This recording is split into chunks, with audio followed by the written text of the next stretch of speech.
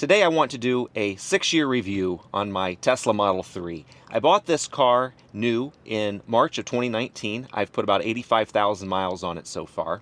So what I want to do today is share what it's been like to own this car over those 6 years, specifically from a maintenance and wear standpoint.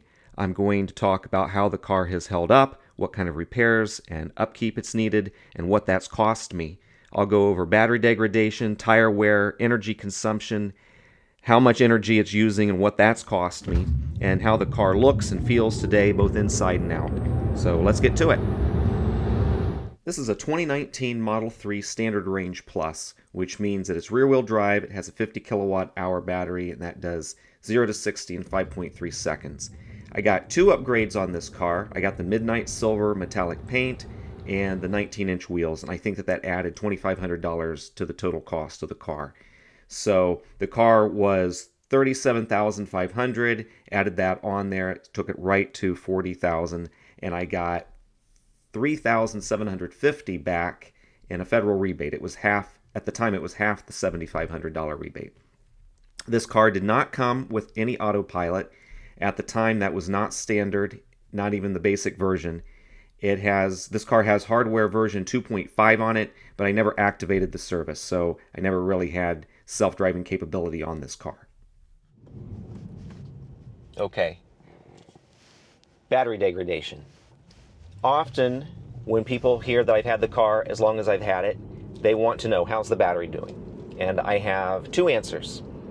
One, from a numeric standpoint, if you want your data point, I would say, based on what I've seen, I've lost 12%. So I'm at about 88% of the original capacity on this battery. The second part of that, though, is it doesn't really matter very much from a practical standpoint to me that I've lost 12%. And there's 2 pieces to that. One, most of the driving that I do is going to be close to home. I'm going into the office. Perhaps I'm going to go get the kids at school, going to the grocery store, local stuff. So it really doesn't matter if the car has 200 miles of range or 100 miles of range. From a practical standpoint, it just wouldn't matter to me all that much. And the second piece of that is supercharging when I do go out and supercharge. So I live in Cincinnati, Ohio, and I'll drive up to Columbus or over to Indianapolis or down to Louisville on a somewhat regular basis. Those are common trips that I would do, and I was doing them back then also when I first got the car in 2019. I'm stopping at the same superchargers that I was back then. So from a practical standpoint, I'm not having to stop any sooner than I used to supercharge. Now, I'm sure that there's fringe cases where 12% is going to matter, and maybe I used to feel comfortable getting to a supercharger that I wouldn't feel comfortable with getting to now, but I haven't experienced it. So from a practical standpoint, I don't feel like the 12% loss has been a big deal. Would I like to have that 12% back? Sure, of course, but it hasn't really affected me. So battery degradation, 12%, but I don't feel, it doesn't impact the way that I use the car. Okay, energy consumption. This car gets 4 miles per kilowatt hour. It's exactly 250 watts per mile. That's the lifetime average over 85,000 miles. And it's really easy mental math for me at 250 watts.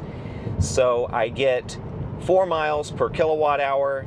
I have 50 kilowatt hour battery, and therefore I have about 200 miles of range. And if I'm at 50%, I have about 100 miles of range, and I can just do that real quick in my mind. In 2019, I was paying 11 cents per kilowatt hour on my home charger. That was my residential rate. And I got that by taking my total electric bill and dividing by the number of kilowatt hours. That way I could encapsulate all of the costs, the generation, the delivery, all the taxes and fees. 11 cents per kilowatt hour in 19, and now in 2025, I'm paying 14 cents. So it's gone up 3 cents per gallon in that 6-year span. And the car gets 4 miles per kilowatt hour. And then I want to do a kind of a cost equivalent to gasoline.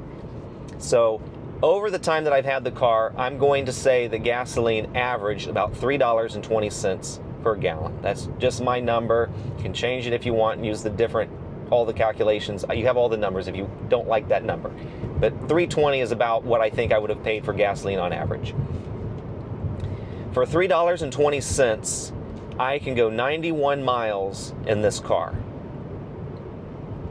Now, supercharging so it's a 91 mile per gallon equivalent in my mind.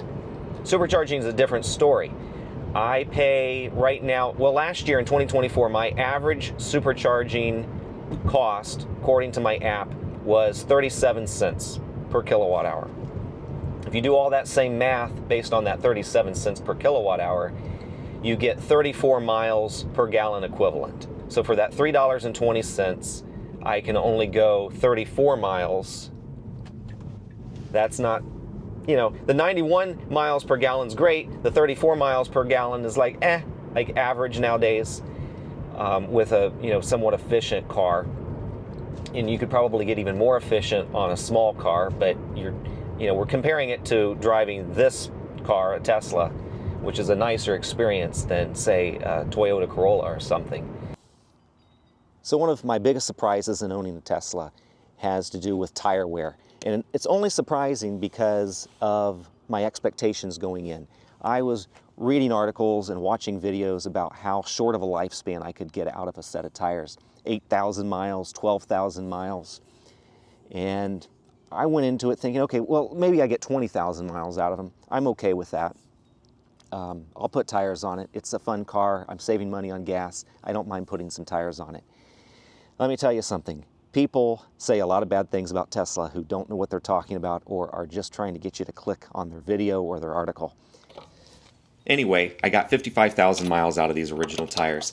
Keep in mind, I'd been warned I would get under 12,000 miles, had hoped for 20,000, and ended up at 55,000. And they were safe tires. I wasn't on the wear bar or anything, and I replaced them when I felt like it was time. So when I bought the car, I bought 2 floor jacks. And I thought, this thing, they say I'm going to need to rotate the tires all the time. So I'm just going to do that myself. It just saves me from having to make appointments or drop it off or anything like that. I didn't want to deal with that. So the tires that came on this car were Continental Pro Contact tires. They had the foam inside, which was for noise cancellation. And that made them really difficult to repair from the inside.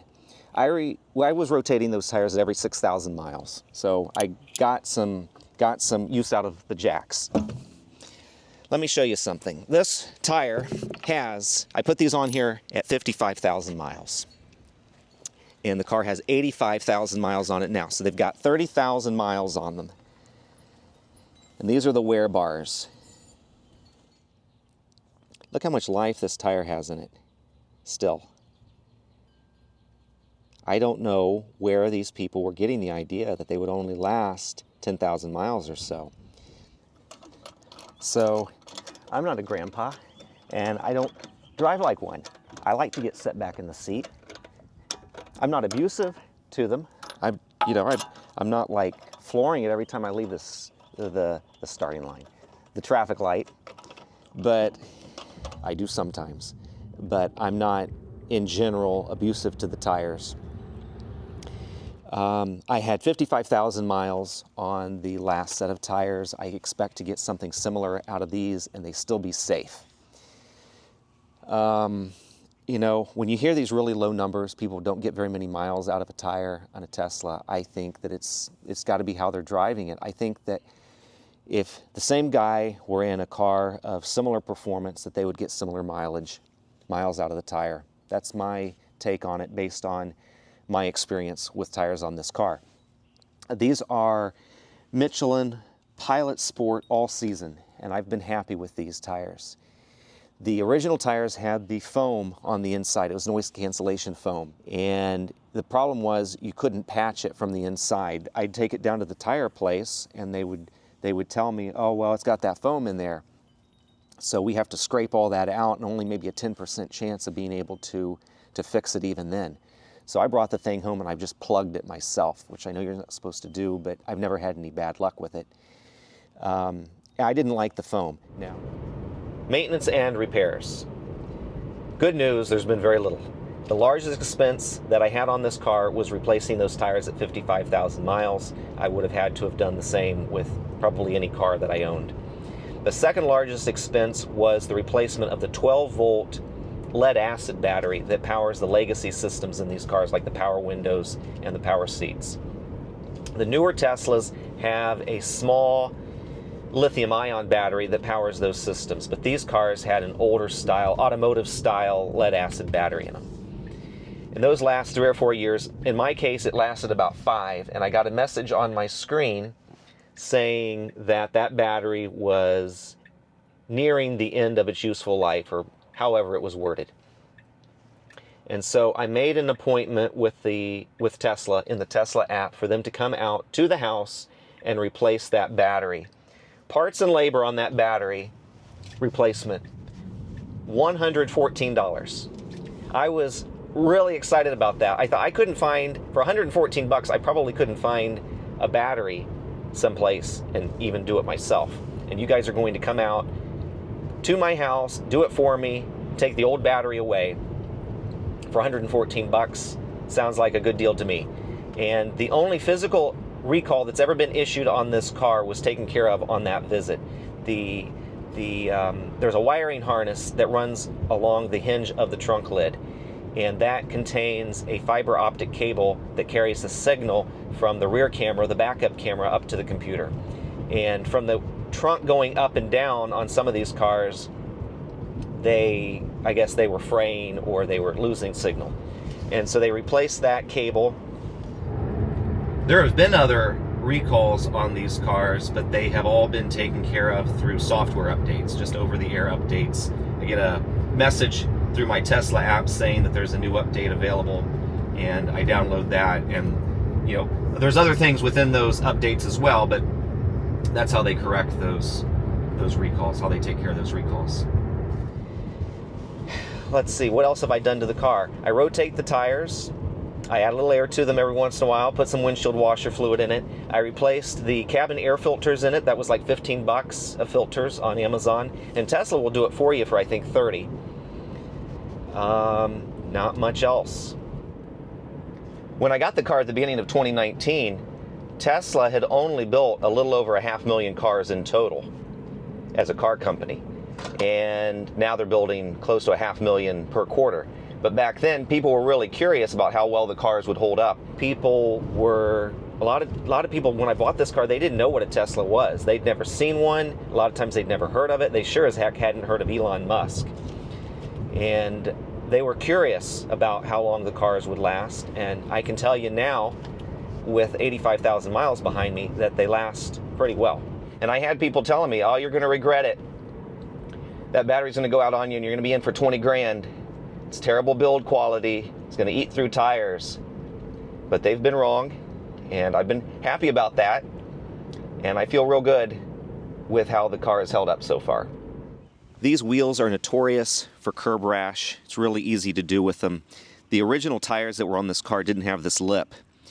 The curb rash, though, my wife hit a curb with less than 1,000 miles on it. I wasn't real pleased with that situation, but then maybe 1,000 miles later, I hit a curb. I was in a downtown environment, and I was trying to get around a tight turn and not hit anybody, and I got up against that curb too.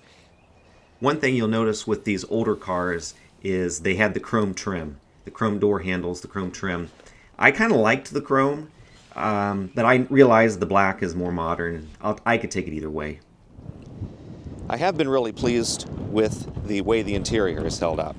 So the seat, it's always something I'm looking at on an older car, and you can see that it's held up pretty well. It's got a few little wrinkles in it here where my legs press down on it.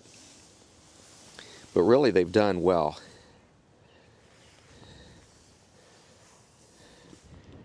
In my case, I have 2 kids. They were 4 and 2 when I got the car, and 6 years older than that now. And you can see that there's really not much of a problem back here. And I had car seats in these cars for a long time, and I really don't see any remnants of those. They have been a little bit hard on the backs of these seats. So you can see there's some, this is a hard plastic, and I don't know exactly why. I don't really like the application of a hard plastic back here. But you can see that there's some scratches. And they put their feet up on these. I recently cleaned it because I was doing the video, but they have a tendency to kind of get some dirt on the back of these. You can see it's a little bit scuffed up down here. But other than that, I feel like it's in really good shape back here, considering the craziness that goes on in the back seat of a car with little kids, a brother and sister fighting and carrying on. Over the 6 years at 85,000 miles, I think that the car still looks great, inside and out. The car still feels new to me. It feels like I'm still driving a new car. I think that the software updates, the over-the-air software updates, help that a lot because it doesn't get stale. So yeah, I've been really pleased with it. And I've been really happy to own this car. The entire time it's been enjoyable. It's been reliable, it's been inexpensive to maintain, it's really fun to drive. I feel like I have an iPhone while everybody else is still using a kitchen wall phone. That's sort of the feeling that I have with this car even now. I feel like I have a secret, like I'm in on something that the rest of the world hasn't caught up on yet. Would I buy another one? Absolutely. I have another one on order right now. We're going to get the new Model Y Juniper. I'm excited about it. So I just wanted to give you an idea, though. There's so many people out there that put out all kinds of crap about Teslas. And I just felt like it was almost sort of my duty to go out and just give people an honest review of my experience with the car. And I hope you got something out of it. I'll see you down the road.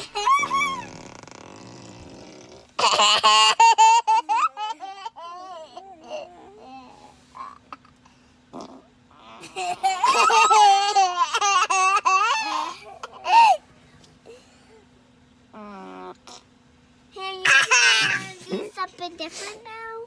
Yeah. You're so funny.